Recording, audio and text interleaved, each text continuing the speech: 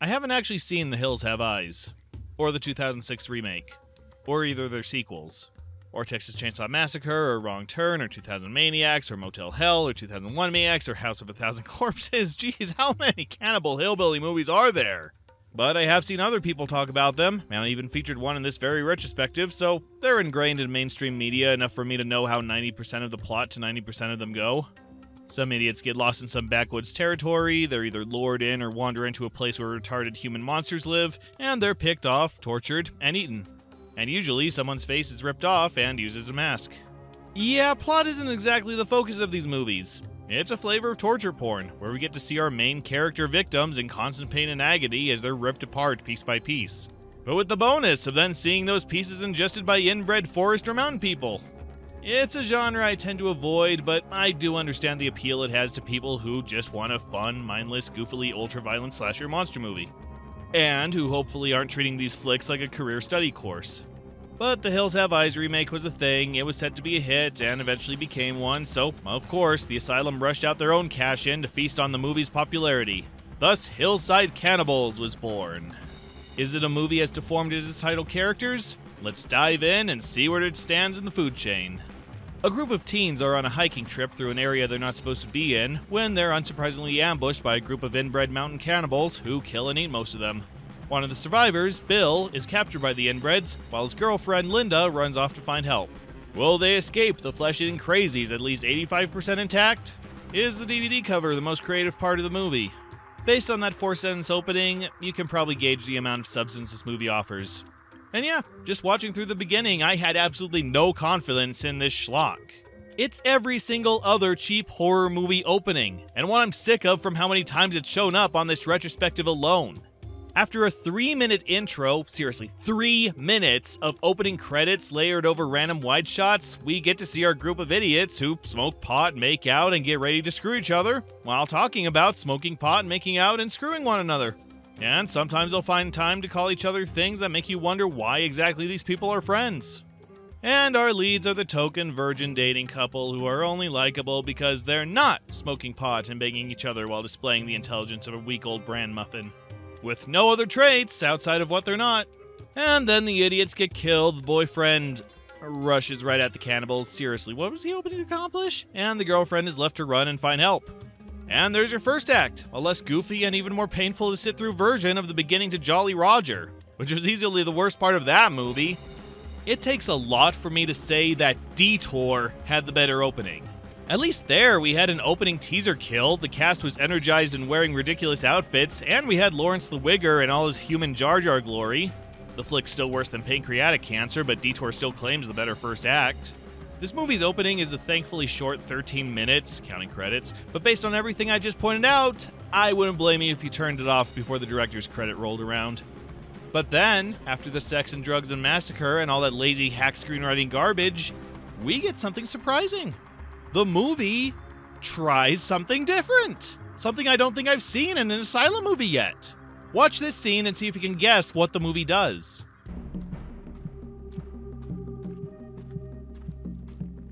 Did you notice it? How about another one?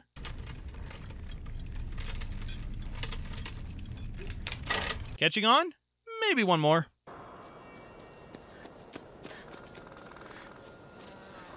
Nadine, the answer, if you please. Completely silent. Exactly. Most of the movie is almost completely silent. From around the end of the first massacre to the end of the film itself, this story is told almost entirely in actions and visuals, with little to no spoken dialogue to, well, speak of. We've seen movies from the Asylum that focus more on visuals than written speech, but this may be the first movie where the dialogue is purely inconsequential. Intentionally so.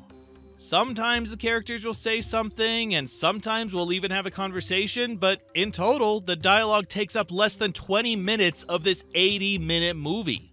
not counting the incoherent gibberish the cannibals spout from time to time.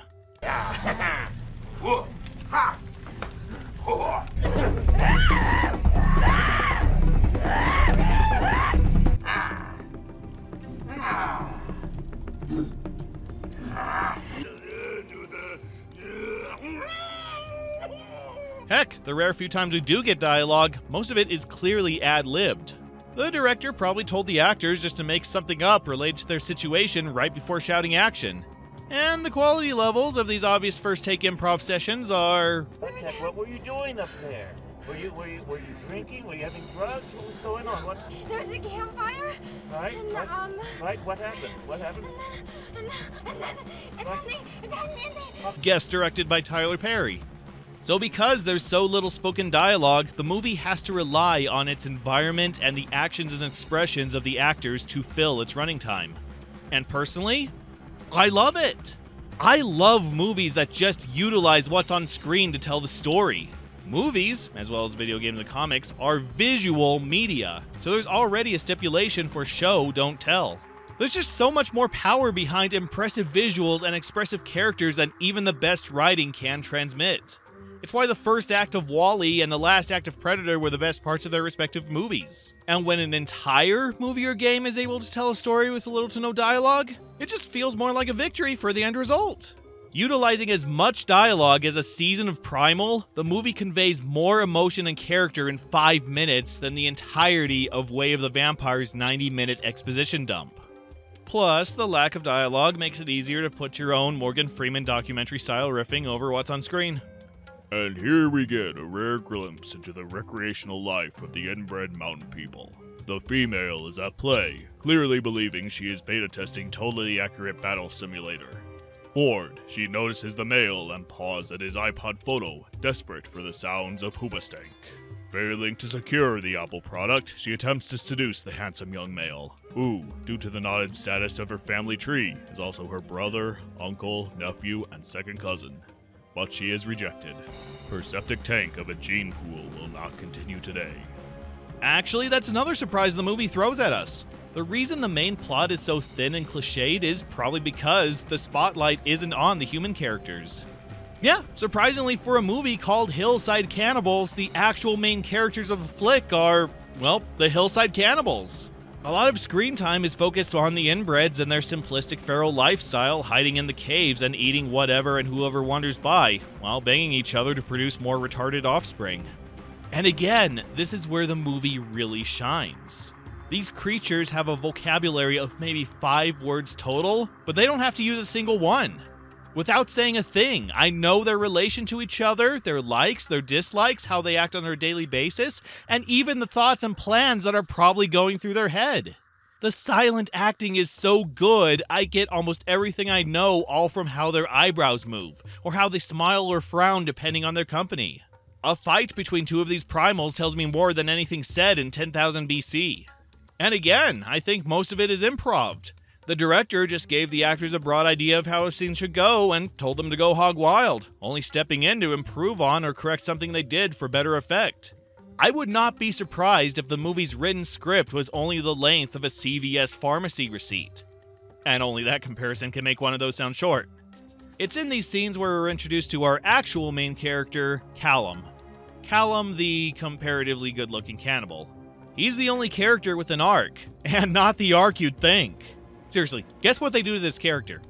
Good, guess. You're not gonna get it.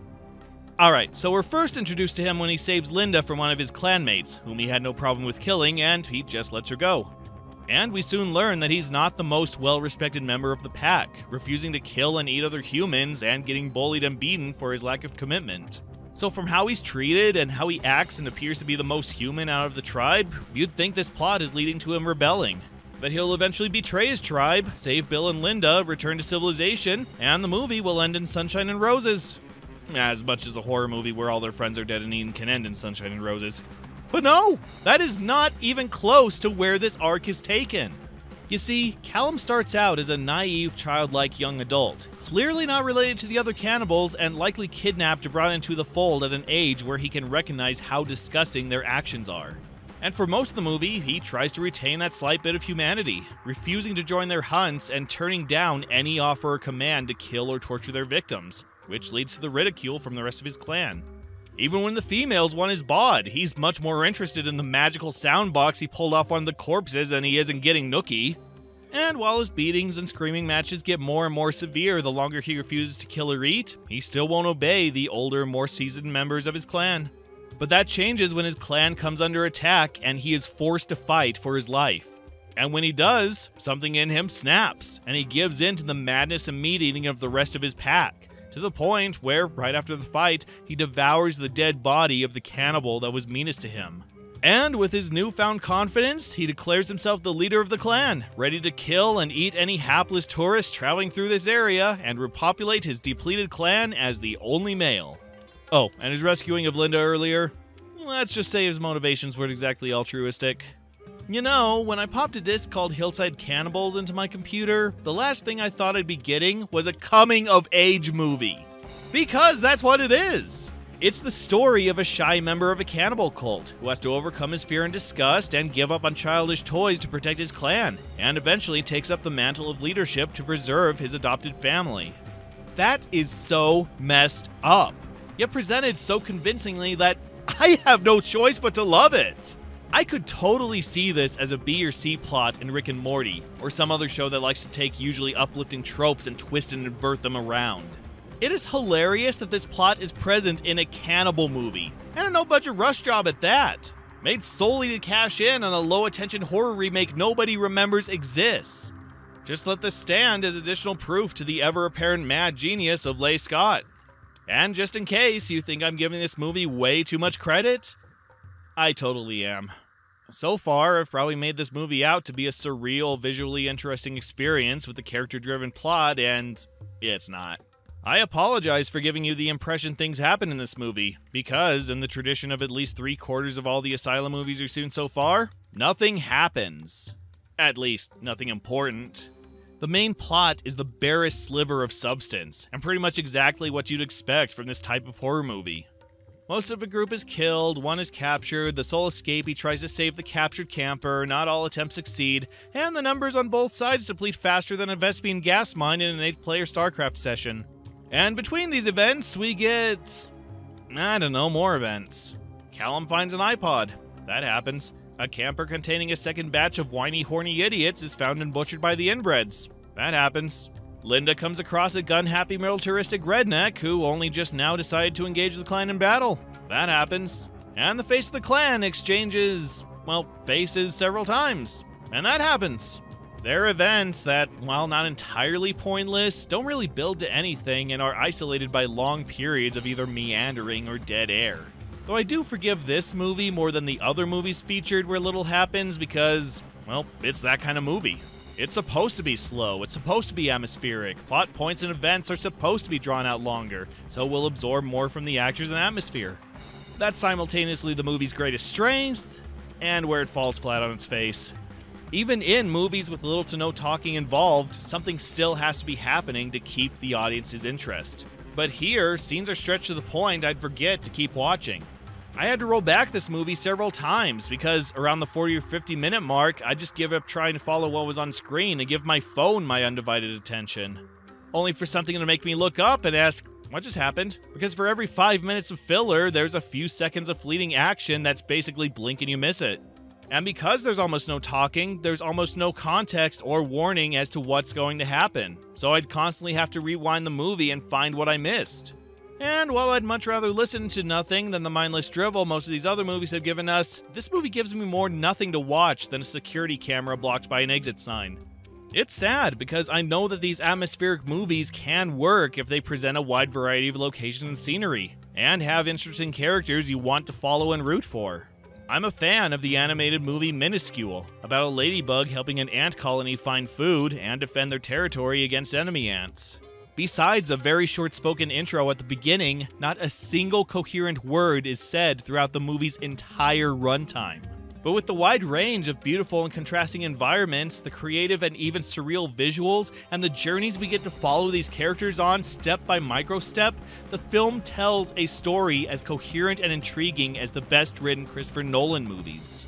Solely through silent expression and audio gibberish, each character establishes their unique personalities, their goals, and their relationships, and you want to see where this long journey will take them.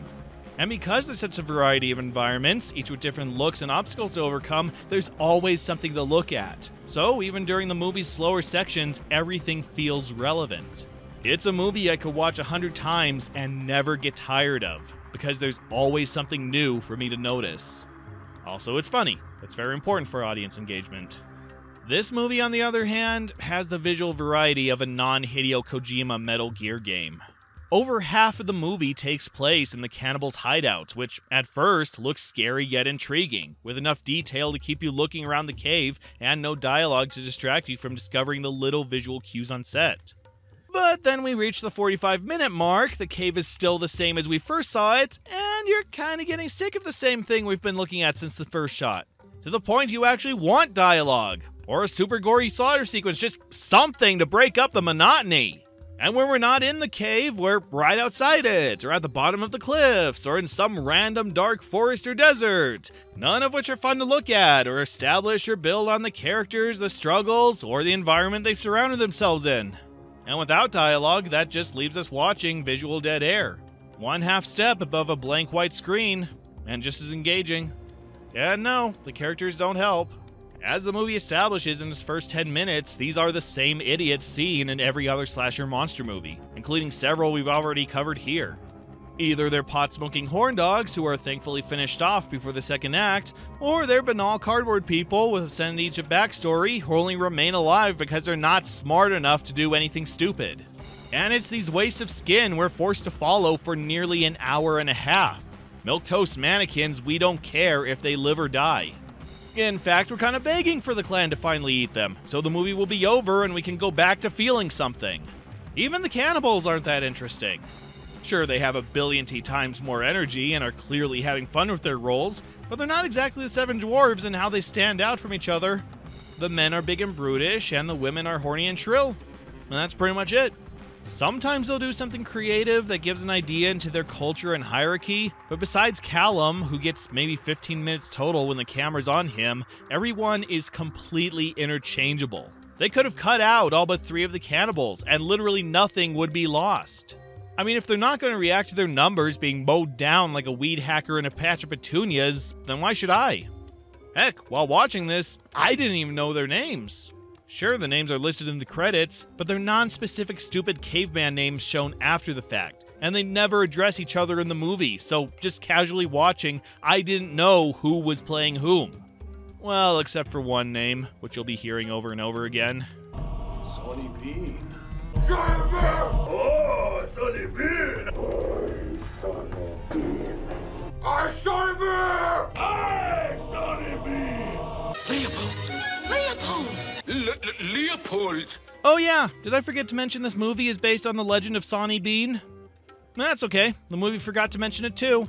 From what I know, aka what Wikipedia tells me, Sonny Bean was allegedly a Scottish cannibal who, throughout the 16th century, ambushed and ate thousands of passersby, aided by his clan of mostly inbred family members. Not that you know that from watching this movie. Unlike Death Valley, which at least addressed the real-life Bloody Bill, albeit through a purely fictional backstory, the legend of Sonny Bean is never brought up once. I didn't even know there was a legend until I saw the back of the DVD cover, and even then I thought it was film-exclusive lore until I saw another Sonny Bean movie on this movie's IMDb listing. But can you blame me? The only relevance the movie gives the name is that Sonny Bean is used as a title for the current leader of the clan. That's it! To the point you have to ask, why did they even bother? The title of leader could have been Benedict Arnold, or Samus Aran, or Nummy Nummy Squishy Puppy, and it would have made the same amount of difference. As a mythological figure with a much better movie said, What's the point? Speaking of characters, we have mostly returning faces, plus a couple we haven't seen in a while. Linda, our main normal lead, is played by Heather Conforto, who was also in Beast of Bray Road, and who served as casting director for Dead Man Walking. And this appearance marks her last major film role and the end of her involvement with the asylum. Let's hope she found something better to do with her life. And Tom Nagel is back as Linda's boyfriend Bill, basically playing an even blander version of his character from Jolly Roger. Man, with every appearance, his 2-second cameo in Monk is probably looking better and better to him. Playing our cannibals are Erica Kessler as Rianne, whom we last saw as Gail in the possession of Gail Bowers, Crystal Naples as Tierlock, who features as an actress and hairstylist in 3 Asylum movies, Frank Paccio as Magnus, who would later feature in Wizards of Waverly Place, TMI Hollywood, The Old-Timey Spectral Hour, and an episode of Heroes coincidentally called Into Asylum. Marie Westbrook as Tog, who would feature in a few Asylum movies before going on to a prolific video game voiceover career, including the main lead of the Turing Test. Vaz Andreas as Callum, whom we last saw in Shapeshifter, and of course our main man Thomas Downey as Towert, who also has a quick appearance as a lost camper. And thank you Behind the Scenes Featurette for pointing everyone out to me. The makeup is so heavy on these actors you could have said these roles are played by the cast of La La Land. I couldn't argue with you. Oh, that's not a bad thing. Far from it. The makeup department did a fantastic job of making everyone look feral and like they've lived like wild animals most, if not all, their lives. As opposed to Detour, where the reclusive crazy cannibals just showed up in whatever they've been wearing all day. Man, Detour sucked. Lewis Graham, who played the creepy neighbor from When a Killer Calls, appears here as Sheriff Lackland. Notice I didn't bring him up until now. His character has so little point and so little screen time, he could have been cut out and you'd never notice. Heck, they straight up give away the twist halfway through that he's working with the cannibals, hence why no disappearances have been reported in the area. Why? I don't know. There's some throwaway line about how they saved his life at some point, but they could have also argued that he's just part of the cannibal family, just a little less inbred and normal enough to work as a Hicktown sheriff. Sort of like what the later Wrong Turn movies did, but again, he's not worth the headcanon. Still, I'll take the evil cop over the dumb cop cliche any day. Chris Anglin is back as Ted, and we finally get a return to the gun-toting badass we loved him for in Dead Man Walking. He's ex-military, whose children were taken by the cannibals, who may be the women we see in the clan, but it's left ambiguous, and he's only now tracked them down with intention of wiping them out. Now, while the potential is there for a performance as awesome as his role in Dead Man Walking, he's not introduced until 45 minutes in. And then most of his maybe 10 minutes of screen time is spent just sitting around, talking, to the point I just started tuning out. Great choice! Give the guy known primarily for shooting stuff up the most dialogue of anyone in the movie, and when he does go in, guns blazing, let him take out one guy before he's chopped up like a ribeye steak. Suddenly, this guy's dub work for Adventures into the Woods, a sexy musical, seems like the lesser waste of this guy's talent. Yeah, don't worry, they'll want him to play John F. Kennedy again at some point. We also get Amanda Barton as one of the Lost Campers, and prolific B-movie producer and first assistant director Justin Jones appears as one of the stupid friends at the beginning, and everyone else has a resume consisting mostly, if not entirely, of asylum work and maybe some horror and other exploitation flicks. Once again, glad nobody died during the making of this movie. Would you enjoy your heavenly bliss knowing the biggest impact your name had was the in memoriam credit of this flick? Speaking of which, we also get our mandatory cameo from director Leigh Scott playing the original Sonny Bean title holder, who of course dies because Leigh Scott is trying to beat the record held by Sean Bean. And since Sean Bean recently retired from dying, he might have a chance there, though no chance against John Hurt's streak of offing. He's also credited as a character named David, but I didn't see a David, so it was probably from some cutscene not even put on the DVD. Unless they accidentally included his credit from Shapeshifter, where he played a guy named after David Ramaui, which, yeah, I could totally believe would happen. I don't have much to praise or critique regarding the technical aspects. Everything's okay. It's about on the same level as other Asylum movies, where they're just doing the bare minimum and want to get it over and done with, but they also want to get hired again. The camera's a handheld for most of the flick, and sometimes it gets a little shaky, especially during the more intense scenes, but I can still make out what's going on, which is a far cry from other movies I could name. The lighting's not great, and the majority of the shots are a little too dark, but I can still see the characters and what I'm meant to focus on, so it's not Killer's level dark. The sound sounds okay, though the effects are mostly stock, and I didn't notice the music overpowering the dialogue of the few times anyone says anything. And the set work, well, what am I supposed to say? It was filmed in a cave in the middle of the desert, and it looks like a cave in the middle of the desert. It's the same place used for Intermedio, Tremors 4, and the original Hitcher movies, so there's that. The only major problem is that we don't get to see much of the work they put into the cavern environment. According to the behind-the-scenes featurette, the cave is supposedly filled with objects the cannibals pulled off their victims, all repurposed for their simplistic cave life, kind of like Gerry and how he furnishes his mouse hole. And from what they show us, it looks great. But even with how long we're stuck in the clan's hole in the rocks, the camera's mostly pointed at a single wall. And when it's not panning over bones, sand, or the inhabitants of the cave, any noticeable work they put into the background is blink and you miss it. If you even see it with how dark everything's kept. These things are smart enough to use oil lamps, but not battery or generator-powered halogen lights. I guess the only annoying technical aspects are some of the editing tricks. The movie was chopped together by Pete Mervis, who is very quickly replacing David Michael Latz as the most obnoxious editor I've ever seen. Thankfully, his style is dialed way back for this movie. Gone are the annoying filters and the artificial shakiness, but we're still left with these odd flashbacks to scenes we just saw. They're grayed out and echoey because I guess they're supposed to reflect Linda's trauma. With how they're put together, they just come across as a 10-year-old making their first YouTube poop in Windows Movie Maker. In 2009! Still, I'll take this any day over whatever the hell that was in Will and Killer Calls. You know, my profession is weird when a puke pail can count as a business expense. On the other hand, the musical score by frequent Asylum collaborator and Fist of the North Star composer Mel Lewis is quite good. We get a variety of tribal drums throughout the movie, ranging from distant and ominous to fast and threatening depending on the mood, as well as some atmospheric wood pipes and chimes for slower scenes. I don't know if these were composed or taken from a library, but it all sounds great, matching the primal tone of this movie. The only thing missing is the poetic singer from Avatar or Gladiator or District 9. You know, the one that goes,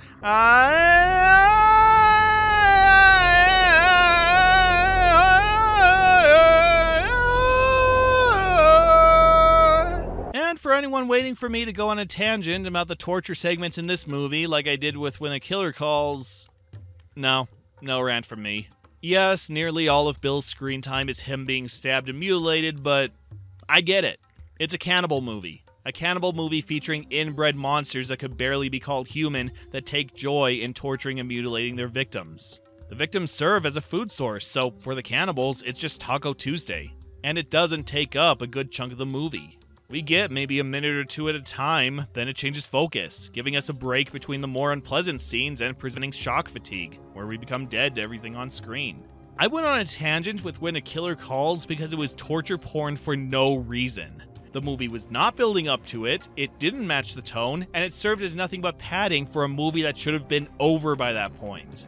But with this movie, yeah, I got it. I popped the movie in knowing exactly what it was going to throw at me. It's upfront and honest about its content and has a reason why everyone is put through misery. Do I like it? No. Is it my genre of choice? Absolutely not. But it's here, and it matches the tone they set from the title onward. I'd appreciate it better if they did something creative with the torture, but I can at least say that there's a point. Also, the movie has a much better twist in its last few minutes. A twist that legitimately took me by surprise, but made sense when I considered what led up to it. It's a twist the movie actually earned, so I'm not going to spoil it here. Well done, movie. Even with how boring you are, you managed to scrape together a memorable ending that wraps things up and even got a dark chuckle out of me. You've earned the Wildflower badge of what the hell. Not quite the Evil Eyes badge of where did any of that come from, but that's a hard badge to attain. And the movies that do attain it would probably have been better off winning nothing. This movie was an unexpected surprise. Going in, I was expecting another subpar cookie-cutter cannibal slasher movie, an obstacle to get through before I could move on to something deserving my attention. But I'm kind of blown away by the directions they took this movie in. It's a very atmospheric, even experimental project, where the story is told more through action than dialogue, and the focus is actually on the monsters, instead of our lead couple, who are depicted more as side characters and eventual roadblocks for the cannibals to remove. The acting from the people playing the cannibals is great, and gives us more insight into their lives, as well as furthering their stories and Callum's arc, again, almost entirely through action. And even when it does go into torture porn, hey, there's a reason for it. And it's not the entire focus.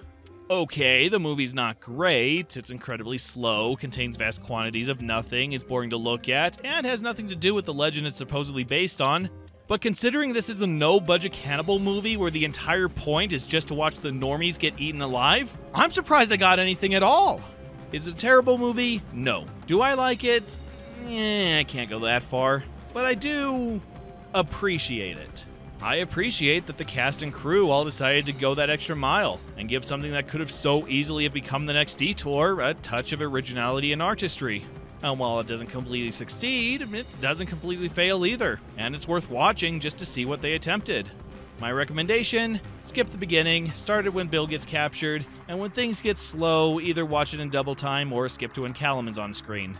While the story is bare bones, this is still a movie you can sink your teeth into.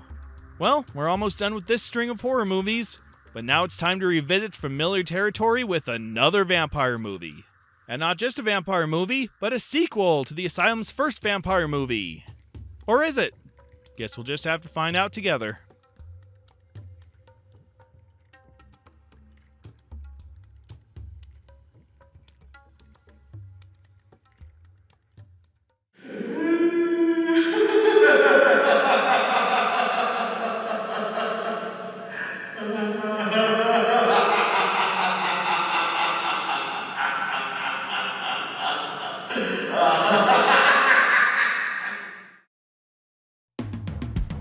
Hey there everyone, thank you for watching this video. If you enjoyed it, please consider supporting me on Patreon and help me create even more content like this. It's only $1 to get early access to my videos, and only $5 gets you a credit at the end of each of those videos, with higher tiers offering these and even more perks. And as you help me reach certain goals, I have super special content lined up for all of you. Head on over and check out my Patreon today, and I'll see you next time.